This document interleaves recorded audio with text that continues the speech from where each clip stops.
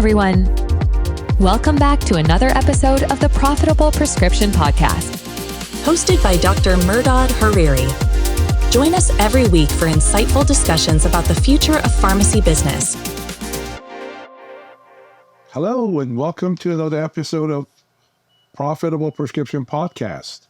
I'm your host, Mehrdad Hariri. I'm a pharmacist and a tech enthusiast. Today, we have a special show for you. We'll be discussing the world of digital technology and how pharmacies can harness its power to engage with their patients and make a significant impact on their healthcare. So let's begin. You know, in today's fast-paced digital age, it's no longer enough to rely on the old-fashioned way of doing things. You know what I'm talking about? Those newspaper ads, bag stuffers, envelope stuffers that we used to send out to thousands of pharmacies in our neighborhood. Those things are kind of thing of the past. They don't work. What patients are increasingly turning into is the use of internet and the use of social media, for any kind of health-related information and services. I mean, put yourself in your client's shoes. I mean, don't you search for information wherever you're going and whatever you're looking for? The first thing I do is pull my phone and just look into it and say, oh yeah, this is where I need to go, right? So to truly connect with your patients, you need to have valuable resources such as, the digital technology that lots of companies offer, and use that kind of digital technology to harness that kind of power of those resources to your benefit. So what are these benefits? What are some of these services? Number one, and the most important part is your website, right? Website could be a very important piece of the equation. What do I mean by that? I often see some pharmacies that don't even have a website. And I ask them, well, if you don't have a website, how do the people find out about you?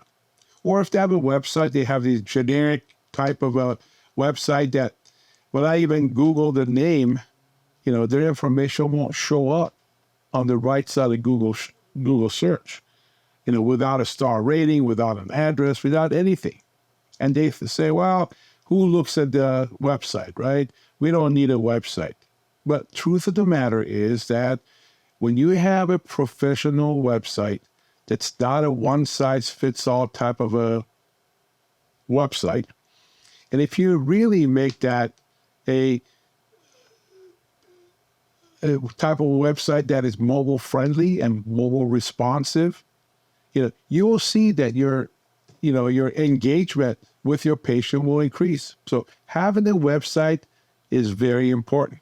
That's number one. That is your storefront. Number two is your search engine optimization. You may say, what is that? I mean, what does that entail?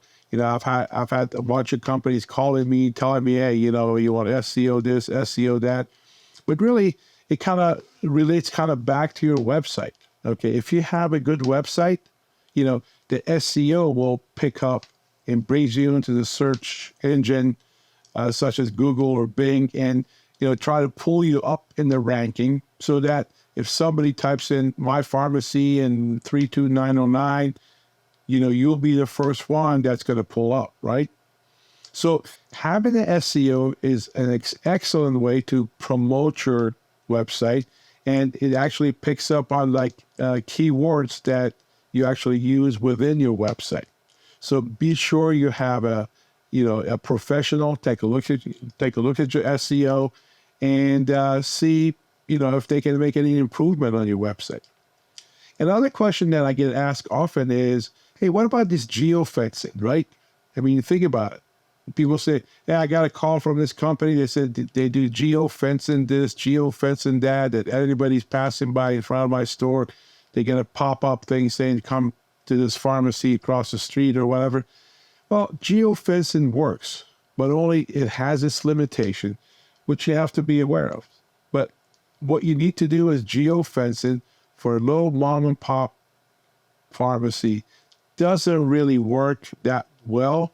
It may work for a big organization, like if you're passing by a hospital or clinic or, some kind of a surgical center or anything else, they use the geofencing, or, big box stores, they use geofencing because they have, face it, I mean, they got millions of different things that they sell in their stores. So by using a proper geofencing, as patients or people going by and they, looking up a keyword, they may end up in their search results, and they may pull over, they may not pull over. But enough of the geofencing. My opinion of geofencing is that it really doesn't work. I have not seen any good results in, your community pharmacy, mom and pop stores. It really does not work. It sounds good, but it doesn't really work. Now let's talk about social media. Okay. Social media has become a powerful tool for your pharmacy to use. You may say, well, what are these? Well, you know them, Facebook, Twitter, Instagram, TikTok, Instagram. Those are all vehicles or ways that you could connect to your patients. I mean, look at yourself. I mean, you're probably watching me on a social media right now, right? Like a Facebook. And, I know a lot of people that are constantly on their phone, and they're, going through their Facebook or Instagram or X or this or that. And they're kind of like looking at all these different posts or looking at the video and things like that. So social media has become a fantastic way for you to connect to your patients. Now, what can you do with your social media? Well, you could post relevant and informative information. What are these? Well, you can simply talk about a disease or a condition, or maybe some of the services you offer at your pharmacy. But sometimes it's not a bad idea to, talk about things such as, maybe the pricing of medications, or, talk about the hottest thing in the market. These days, what is the hottest thing in the market is GLP-1s, right? So why don't you talk about GLP-1, talk about the weight loss and how, these type of medications are helping, millions of people lose, 10 to 20, 30 pounds and that sort of stuff. But keep in mind that just having that little 10, 15, 20-second post on your Facebook, it'll bring in an engagement. But look at it this way, another way of looking at your social media. What about podcasting? Have you thought about a podcast? Podcast could be a very effective way for you to reach your patients. You may say, well, how's that? Well, podcast is something that you record, just like what I'm doing right now. And say you can make it whatever length you want, 10, 15, 20 minutes, 30 minutes, even up to an hour. It doesn't matter. Just keep in mind, the longer you make your podcast, the engagement rate kind of drops after about 15 or 20 minutes. So we recommend you keep it within a 15-minute to a 20-minute podcast, and put that on your, just all your streaming platform. Put it on Spotify, iHeartRadio, YouTube channel, and then use these little bits, or shorts is what they're called, okay? And if you're doing a video, that's the best thing.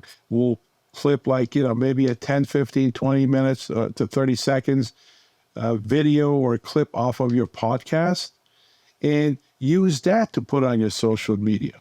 Because what's going to happen is that, let's say your patients are flipping through Facebook and they hear you saying, hey, have you heard about GLP-1? You can lose 15 pounds. Learn more here. Well, I'm going to stop and I'm going to say, well, really, what is it? And I'm going to click on something. They'll maybe bring you to your website. It will bring you to or you can ask them to leave comments, right? Having them leave some sort of a comment is a fantastic way for you to engage your patients. Not just posting these type of videos. You need to do something so that they can leave some sort of a comment, And, yes, your post can be a little controversial. So what? I mean, but as long as, you engage your patients, that's really what's important. Next thing I want to talk about is, content marketing.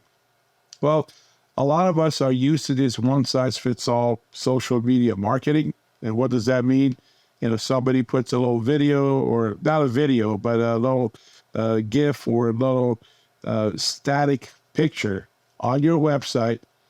It says Happy Donut Day, Happy Bagel Day, National Heart Institute Day, whatever that may be, right? And you say, well, that's engagement. Well, that's good. It's fun to know that today's National Bagel Day. It's okay to know that tomorrow's National Heart Day and all that kind of stuff. But how does that relate to my pharmacy? How is this going to help my pharmacy, right? I mean, letting them know there is such a thing is one thing, and having it work for you is another. So we recommend having content. So the content management, what you put with that social media post, is also very important, with all the proper hashtags and all the links and everything else that engages the patient. It immediately causes the patients to go in, and maybe they want to find out more, learn more about what you're doing, And so content marketing is important. Also, customized marketing campaigns. So, talk to your marketing person. If you don't have one, you can call us. You can ask our experts over here that, you can create these marketing campaigns, such as a newsletter or some sort of a flyer even, that you can pass out at your pharmacy with little QR codes, or, like I said, a newsletter that you can, mail out to your patients. Could be also an effective way for you to engage your patient. And you may say, well, how is that? Well, sending emails out, say once a month, and call it My Local Pharmacy's monthly newsletter. It doesn't have to be complicated. It doesn't have to be 6 pages long. It doesn't have to be, just one page. Talk about the current events, talk about your pharmacy, maybe have a picture of your staff in there, maybe have something that people want to read, okay? And then mail these out to your patients.